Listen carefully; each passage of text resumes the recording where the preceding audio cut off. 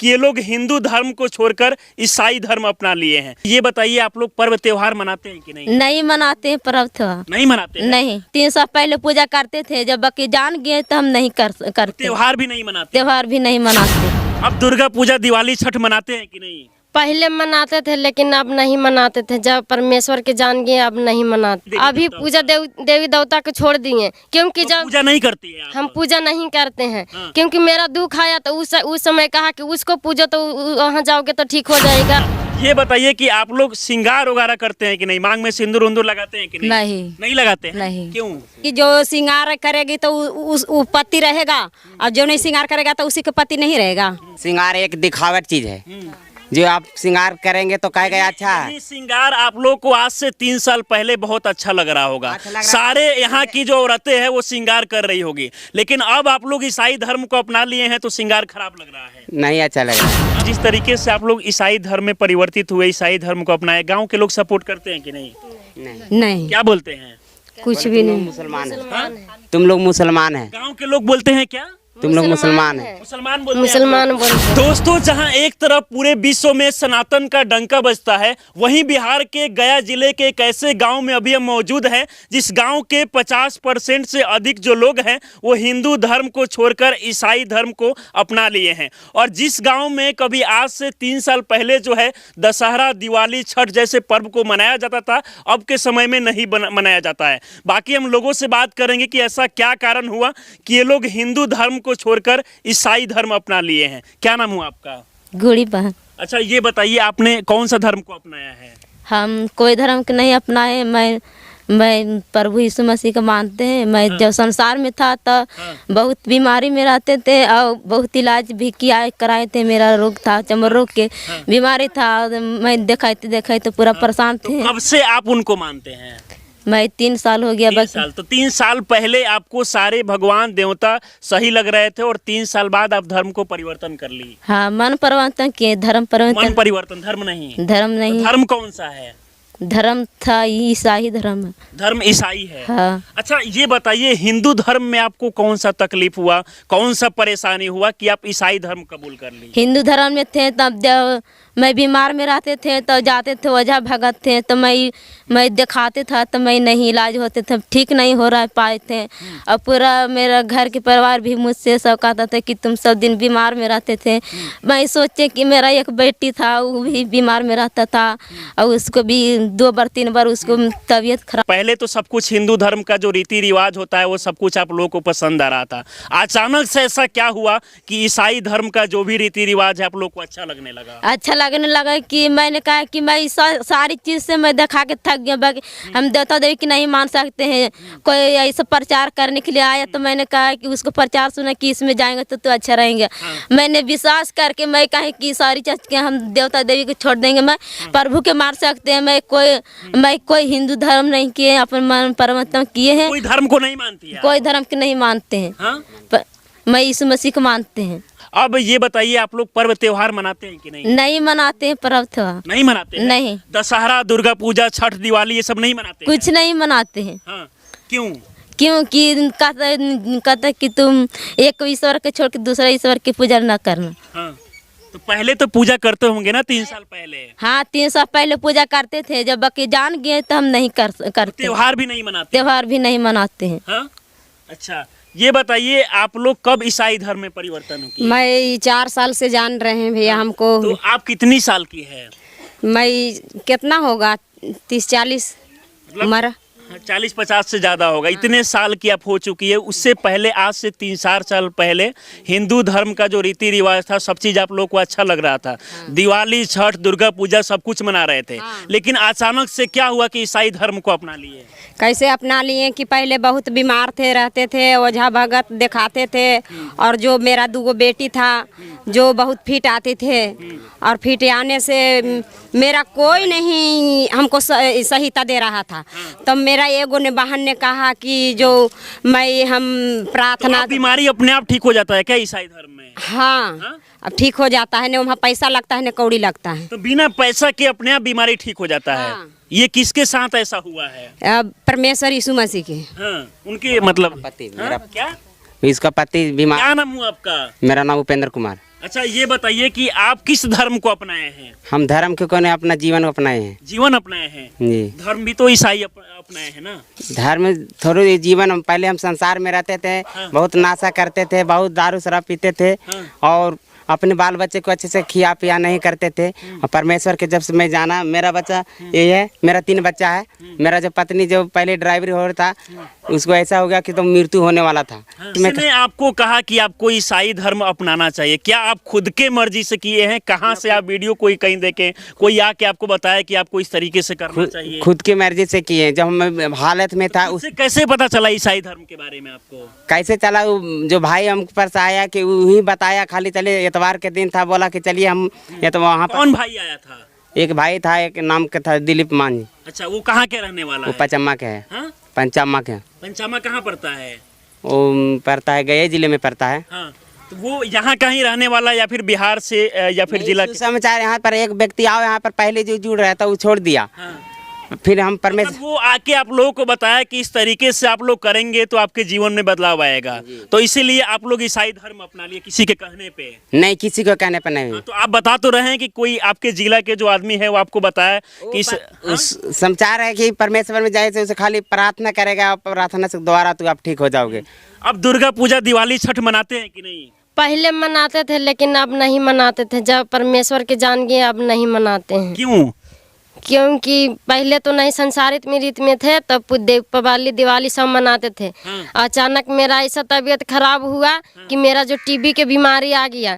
जब टीबी के बीमारी मेरा आया, मेरा इलाज में 20,000 रुपया लग चुका था। फिर भी डॉक्टर मांग रहा था। मैं जोड़ा नारियल गाछे थे कि मैं जब ठीक हो जाऊंगा तो मैं जोड़े जोड़े नारियल फोड़ूंगा। मैंने गाछा, फिर भी मेरा बीमारी बढ़ता ही जा रहा था, यहाँ तक कि मेरा पूरा हालत खराब हो गया था। मैं मरने वाला था। मैं अब मेरे बालक 2020 से अपनाया और सब लोग मुझसे घृणा करता था। उस समय कोरोना के बीमारी चला था और सब कहता था कि उसके पास नहीं जाओ क्योंकि तुम भी जाओगे तो तुम्हारा भी हो जाएगा ये बीमारी। मैं खटिया पर से उठकर पानी भी नहीं पीते थे, यहाँ तक कि साड़ी भी नहीं अपने से पहन पाते थे, खाते भी नहीं थे। अब सब कुछ अपने आप हो जाता है? अब अपने आप ठीक हो गया। नहीं मेरे 1 रुपया पैसा लगा, नहीं। आप जाके पूजा पाठ घर में करती है कि नहीं? अभी पूजा देवी देवता को छोड़ दिए क्योंकि तो जब पूजा नहीं करती है हम पूजा नहीं करते हैं। हाँ। क्योंकि मेरा दुख आया तो उस समय कहा कि उसको पूजो तो वहाँ जाओगे तो ठीक हो जाएगा, वहाँ जाओ तो वहाँ जाओगे तो ठीक हो जाएगा। मेरा पैसा उस समय मेरा 30-40 हजार। ये कहीं ना कहीं सोचने वाली बात है कि जिस गांव के लोग आज से 3 साल पहले देवी देवताओं की पूजा कर रहे थे, वो आज कहीं ना कहीं हिंदू धर्म को छोड़कर ईसाई धर्म अपना लिए हैं। ईसाई धर्म को क्यों अपनाई है? अपनाए हम कि सब दिन बीमार था, मरने वाला था। हाँ। मेरा छोटा तो छोटा ईसाई धर्म अपनाने के बाद बीमारी परेशानी जो भी होता है सब खत्म हो गया? हाँ, खत्म हो गया है सब। हाँ। कुछ नहीं, 1 किरी पैसा लग रहा है। हाँ। उसी से हमको कौन बताया चाची आके कि आपको ईसाई धर्म कोई अपनाना नहीं चाहिए? बताया है। हाँ? कोई नहीं बताया है। हाँ? पैसा कहाँ से ईसाई मिलेगा? धर्म अपनाने में पैसा भी मिलता है? कोई पैसा नहीं। झूठ बोल रहे हैं आप लोग। नहीं भैया, झूठ नहीं बोलेंगे। क्या? पैसा नहीं मिलता, 1 रुपया नहीं मिलता है। हाँ, तो कमाता जो पैसा देवे नहीं करता, मांगनी के कौन तो खाली पूजा पाठ करने में पैसा देगा, नहीं कोई पैसा मिलता है। पैसा नहीं मिलता न है? पैसा मिलता है, न खाना न खुराकी, कोई चीज नहीं मिलता है। हाँ, तो आज से कुछ साल पहले तो ये धर्म सनातन जो है, हिंदू जो है, आप लोग को अच्छा लग रहा था। पहले नहीं जानते थे, अब नहीं मानते थे। कौन बताया आपको? पहले नहीं जानते थे कि मेरा ये रोग बीमारी ऐसे होगा, लेकिन बताया नहीं। फिर भी मैंने अपने आप को सोचा कि कौन ऐसा भगवान है जो खुद को ठीक कर सकता है बिना पैसा बिना रुपया को। मैंने अपने आप को, मेरे मन में परिवर्तन आया कि कोई भी है ऐसा भगवान जो मेरे अपने से ठीक करेगा। मैं उस समय कोई देवता देवी के नहीं मनाया, मैं सिर्फ उपास में रहा और प्रार्थना किया कि मेरा ये बीमारी चला जाए। उसी समय से मैं अपना मतलब आपको, आपके प्रार्थना करने के बाद बीमारी खत्म हो गई? बीमारी खत्म वही समय से खत्म हो गया, जब से मैं अपनाने लगा कि वही भगवान है जो न पैसा लेता है न कुछ लगता है, बिना पैसे के वो चंगा करता है। यहाँ त्योहार मनाया जाता है कि नहीं? दिवाली, छठ, दुर्गा पूजा नहीं मनाया जाता है। नहीं मनाया जाता? यहाँ त्योहार मनाया जाता है कि नहीं? नहीं, नहीं मनाया जाता है। हाँ?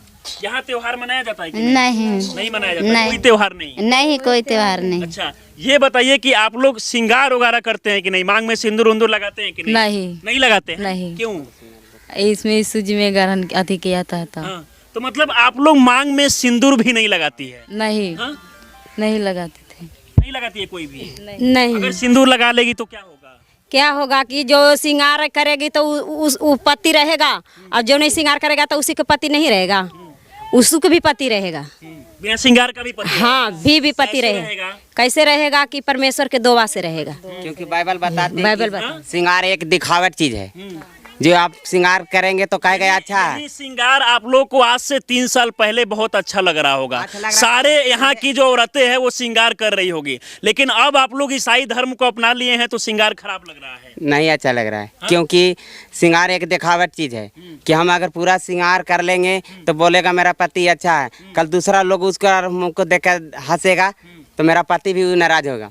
इस एक ही सिंपल में श्रृंगार करना है, सिंपल में रहना है। हाँ, तो श्रृंगार नहीं करती है आप? श्रृंगार करने वाला करता है, लेकिन हम लोग नहीं करते हैं। और हम लोग प्रभु के जब से आप सभी को जय मसीह की दोस्तों, मेरा नाम है रोहित कुमार। आप देख रहे हैं मसीह इंस्पायर चैनल में आप सभी का स्वागत करता हूं। दोस्तों, आप सभी लोगों के बीच में लेके आ चुका हूं एक बहुत बड़ी इम्पोर्टेंट बातें।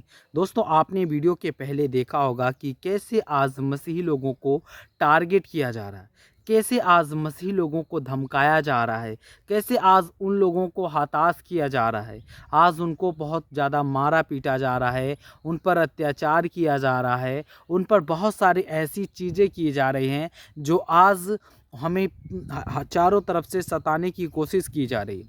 लेकिन मेरे प्रियो, प्रभु का वचन कहता है आप लोगों को अपने जीवन में हताश और परेशान और निराश होने की ज़रूरत नहीं है। क्योंकि मेरे प्रियो, प्रभु का वचन कहता है आप लोगों को अपने जीवन में सिर्फ विश्वास रखना है, आपको प्रभु के वचन के तहत अपने जीवन को व्यतीत करना है।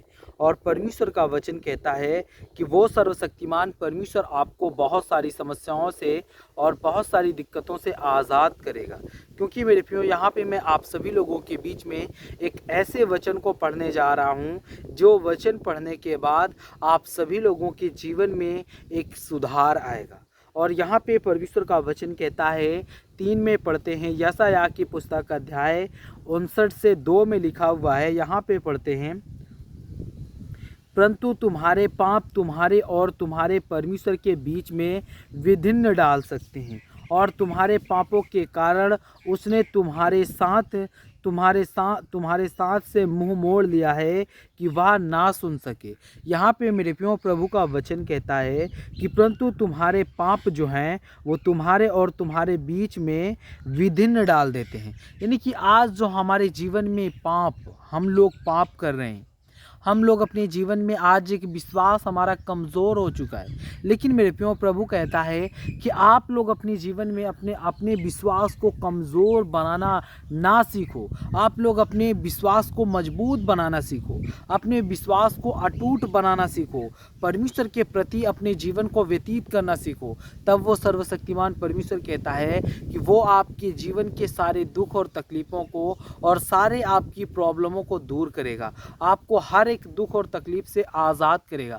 क्योंकि मेरे प्रियो, प्रभु का कहना है कि जब कोई व्यक्ति अपने जीवन में थक जाए, जब कोई व्यक्ति अपने जीवन में चारों तरफ से हैरान हो जाए, परेशान हो जाए, तो मेरे प्रियो, आप लोगों को अपने जीवन में क्या करना चाहिए? आप लोगों को अपने जीवन में एकांत में बैठ करके सोचना चाहिए और प्रभु से मदद मांगनी चाहिए। क्योंकि मेरे प्रियो, प्रभु कहता है कि आपको हमेशा हर एक काम करने से पहले आपको मेरे से पूछना चाहिए। यानी कि परमेश्वर से पूछ करके, परमेश्वर के बताए हुए मार्ग पे चल करके आपको हर एक काम करना चाहिए। तब परमेश्वर कहता है कि वो आपका सारा काम सफल करेगा, आपका हर एक काम, आपका हर एक मकसद सफल होगा, और आप अपने जीवन में कभी भी परेशान और हताश और निराश कभी भी नहीं होंगे।